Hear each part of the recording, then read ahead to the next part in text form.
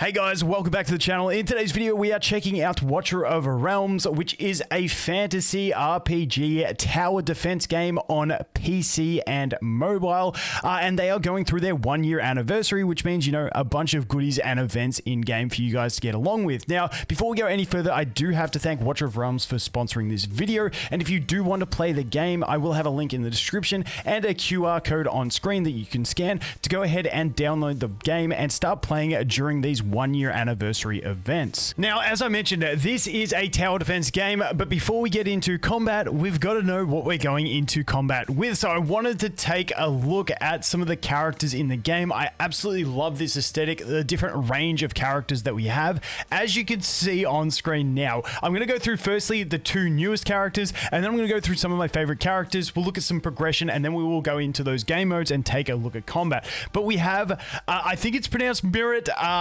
You guys tell me how it's pronounced. I'm not great with the pronunciation, but this, like, I don't even know what we're like this bone dragon, ice dragon thing looks absolutely wicked, crazy designs. Now, to go along with the ice dragon, we also have our ice queen, which is Anora. So these are our two newest characters in the game. Both look absolutely fantastic. Like I said, the way they design characters in this game is wicked. You got like someone else like this dude which is Ajax, who is the character in itself is a dude riding a massive dragon. No, they're not even separated characters.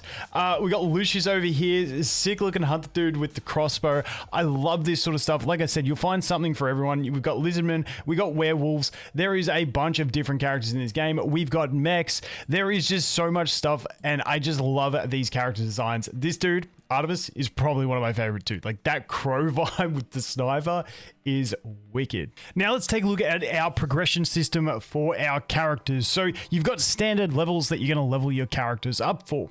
Then you have starring them up, which to get from, you know, 5 to 6 stars is going to require 5 stars, 4 to 5 stars is 4 stars, so on and so forth. General math in that sense. You can use actual heroes or you can use these universal ones as well. Doesn't really matter what you get as long as you are using them to get them up into a new star range, 6 star being the max. Now, past that, we jump into promotion. Now, promotion, as you can see, we're going from gold stars into purple stars, and to do this, you're just basically going to need this currency, which you're going to go get from your raids. So this one is pretty easy to farm up and get these promotions on your characters. Now, as we go through, we get some attribute bonuses, and then we do get additional passive at level 3 here. As you can see, we're going to get an additional talent enhanced at level 5 as well. And that is what we are looking at, attribute and unlocking core functionality behind some of your characters' abilities and passives. Then we move on to gear. Now, over here, when we go gear, you can go quick equip for general, or you can go ahead and decide on your actual gear that you want to do. Now, gear is fairly simple. We have different sets, and we also have different stats on the gear. You know, a wide range of stats. You can take a look at some of these pieces of gear to get an idea for the stats that you can get. You know, your damage dealers, you're going to be wanting that attack, the crit rate, the crit damage, and stuff like that. You know, your healers are going to want the healing bonus up, sometimes HP if they're based off HP, tanks wanting that HP and defense, and that's what you're going to basically look at. We're not going to dive deep into gear. It's a fairly self-explanatory system, which is very easy to pick up on. You've got the different stats, which you can unlock along the way from upgrading the pieces of gear as well. So once again, I do think the gearing system in this game is very simplistic and very easy to understand and comfortable to jump in and start upgrading your characters. Then as we move beyond that, we jump into our skills. Now, our skills is basically just going to be the skills that you have on your character and how you upgrade them to get extra damage, healing, chance to proc additional effects and stuff like that. And to do that, you just basically go upgrade. You're going to use this currency that we get from the Tide game mode, and then you're going to go ahead and you're going to upgrade your abilities through that system.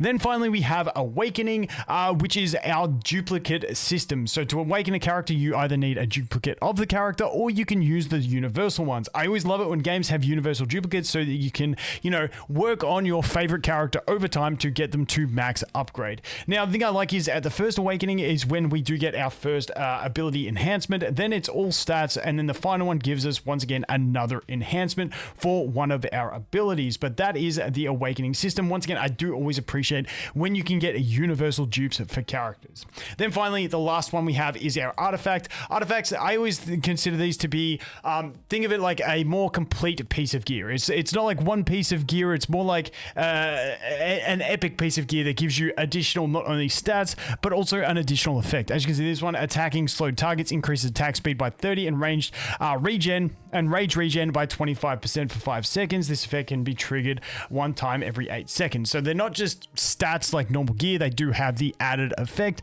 that they can add onto your character. And that is the character upgrade systems. All right, so before we can get into combat, we've got to check out how we're making our teams. And I really enjoyed in this game, the amount of characters you get to bring into combat is just really enjoyable for different strategies and stuff like that. But you get to deploy them in 2 different squads, and we have leadership abilities. So when you deploy a character as the leader, you'll get buffs for the rest of that squad. So as you can see, I've got the 2 different squads. They each get buffed by the different leader abilities. Now, the leader abilities are most commonly going to affect just the same faction. So for this one, I'm looking at the Cursed Cult. They're going to get attribute bonuses, but also increased their damage against enemies inflicted with slow, stun, freeze, and immobilize. Then we've got my second squad here, which is the Chaos Dominion squad, and they're going to get extra damage based on their lost HP. So I really do like this way of deploying 2 different squads with different bonuses and synergies. Now, I have not got a synergistic team here. I've just dumped in characters that I like so I can show you guys some cool characters. But just know, if you are really pushing it, you will want to be using proper teams with your tanks, healers, DPS, well synergized, different strategies and stuff like that. But this is just one so that we can demonstrate. I'm going into an easy stage just so I can show you guys what we've kind of got. So let's jump into combat now and take a look. I'm going to put it on 1x speed so it's not too quick, and you'll get a vibe. If you played Tower Defense, you will know what this feels like. So you've got the 3 portals where they will come in from. You've got enemies starting as well. So I'm going to start this guy here, so we can start. Actually, I should probably start with a someone in melee range. So we're going to go with you. We're going to put him right there. We're going to start hitting these guys and blocking their path. You can see this harpy is going to be going soon. Now, what I'm going to do is I'm going to just put this guy here. He can sit here, and if anything gets through, which eventually they probably will, he can block them, or I can just put him... I kind of want the dragon to get some action, so we're going to put the dragon there, because that's the path that the enemies are going to take. There we go. The dragon is in. Now, our other dude here, he's a warrior. He's not a proper tank, so he is taking some damage, but obviously I want to show you guys some of this stuff. So we're going to go put our other new character here, and as you can see, she summons the little dragon as well, which I absolutely love. Now, we do have ultimates here as well that we can cast. For instance, here, if we go ready, boom, there's the ultimate. We get that extra damage. We can see we've got more enemies coming. Now, I'm going to go ahead and put another melee unit right here to go ahead and block the path of these enemies so that they can't run through. It's standard sort of tower defense stuff. Now, I didn't bring a healer into my team, so that's completely my bad. You can see here we've got her ultimate ready as well, so we can cast that on enemies in range. But let's just go ahead. Let's not do that yet. We'll just wait a couple more minutes. I love this guy, so we're going to go ahead and put him in here as well. Did I not deploy?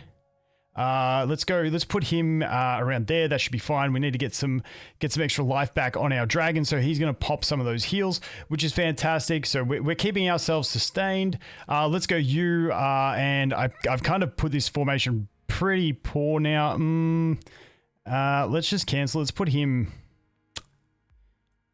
dude. Yeah, okay, good. He pushed him back. Dude, that is so bad. All right, so as you can see here, we got an ult. No one's in range of her ult. I probably had bad positioning for her. Let's go ahead and use this bloke. We don't have anyone in range, but let's just start showing you guys some ults so you can see. So you can see there he goes the berserk. He hits the hard. Now he's got the energy bar, which is going down, waiting for more to come in. And we're losing our tanks again, so I've got to go ahead and place some more units in here. I'm going to put her right there.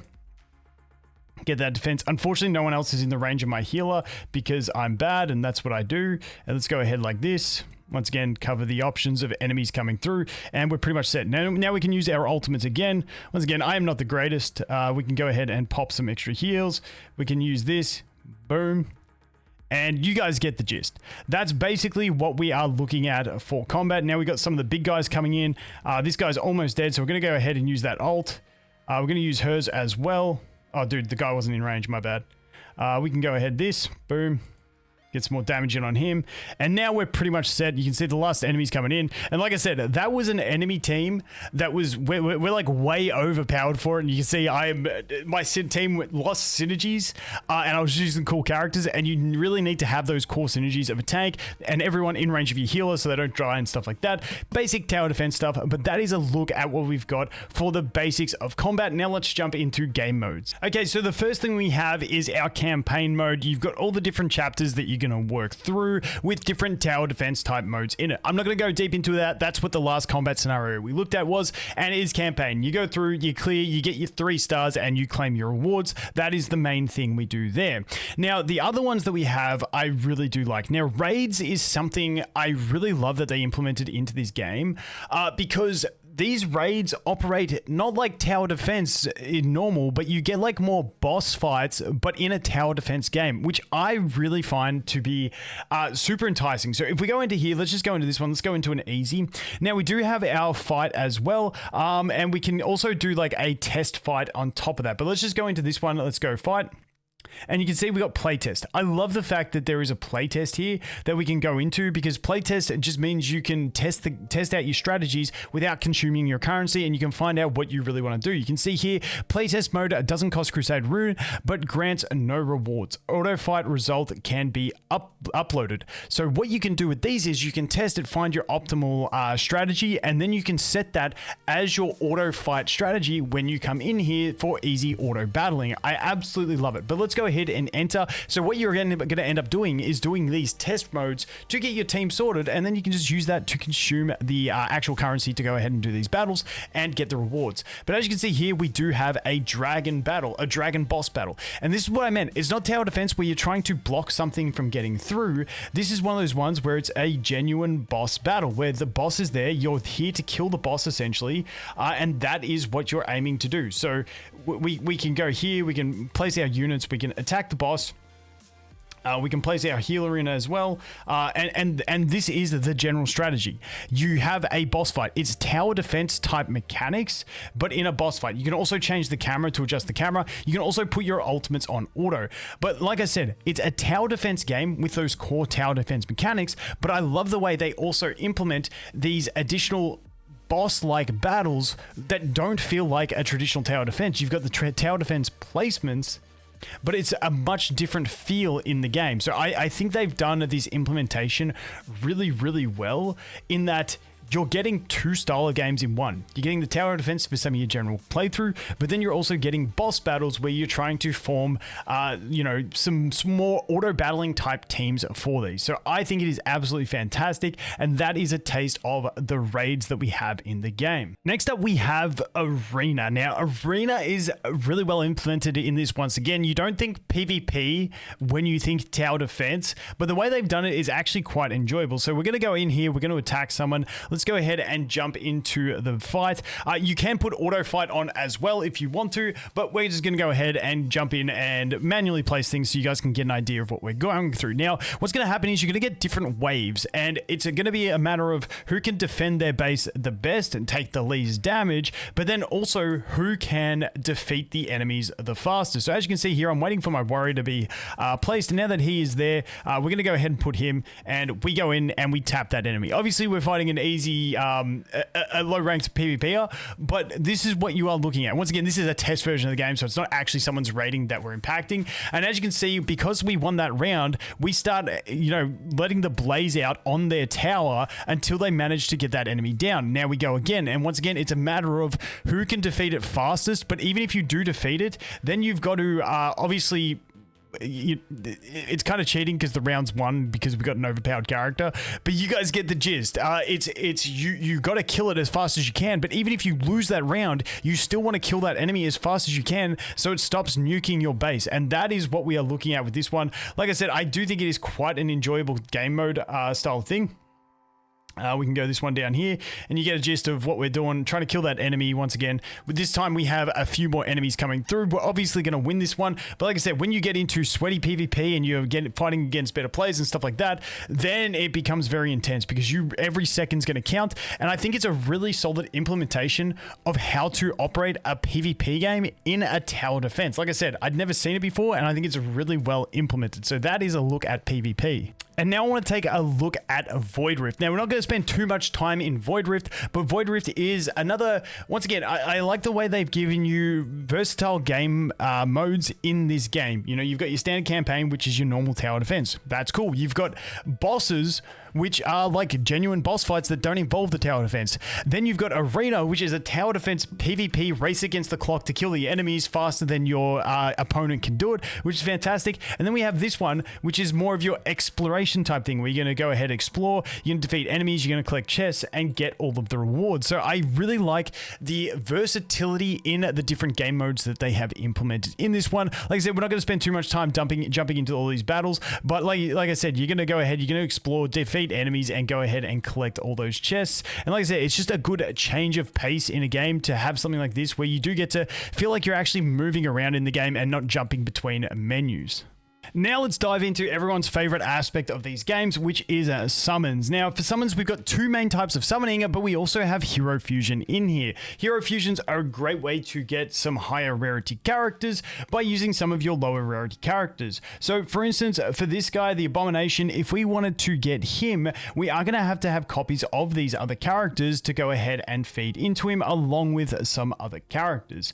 So if we go ahead and we want to fuse any one of these, you can see that we can fuse using some specific characters. You got to select them, put them in, and away you go. You can see you need required levels and also ascensions for them, so keep that in mind. It is a nice little system, but that's not what we're really here to look at. We're really here to look at the summoning itself, and don't think you're going to end up with this many summon tickets, because once again, we are on a test build of the game, but at least this way we can go ahead and show you guys what we've got. So you can go ahead into the details and check your rates. You can see all the different rates on the different characters there and stuff like that, but you know, what we really want to do is just pop a couple and show you guys what the animations look like at least. So we're going to spin the orb here.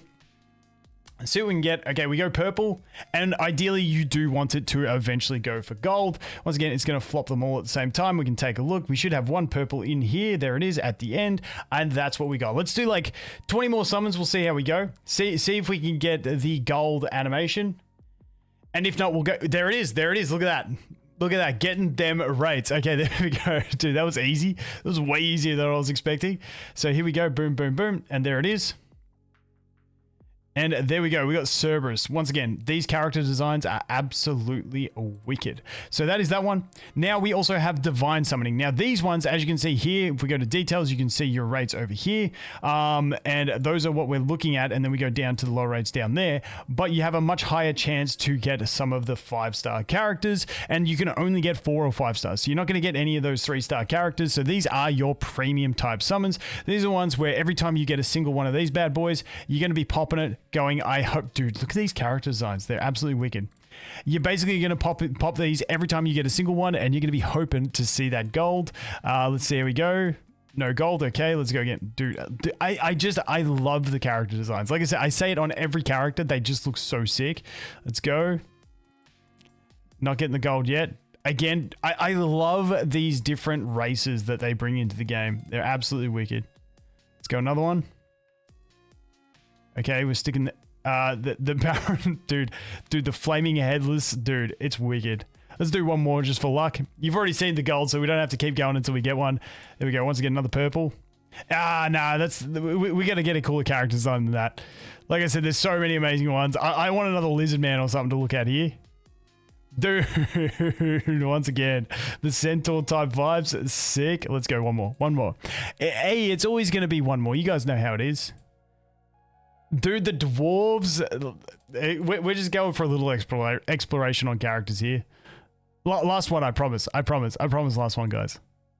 Yeah, dude, Wicked character designs. That is the summons. Like I said, two main types of summons, but I do love the fact that we do also have the Hero Fusion. Great way to get yourself some viable characters to help you progress through your account. Now, once again, I have to give a massive shout out to Watcher of Realms for sponsoring this video. And if you jump in now, they will have a bunch of login and other events going on for their 1 year anniversary, along with web events that they have active as well. So you can jump in and get involved. Once again, use the link in the description. And as always, guys, thanks for watching. Hope you have an awesome day, and I look forward to seeing you in the next one. Cheers.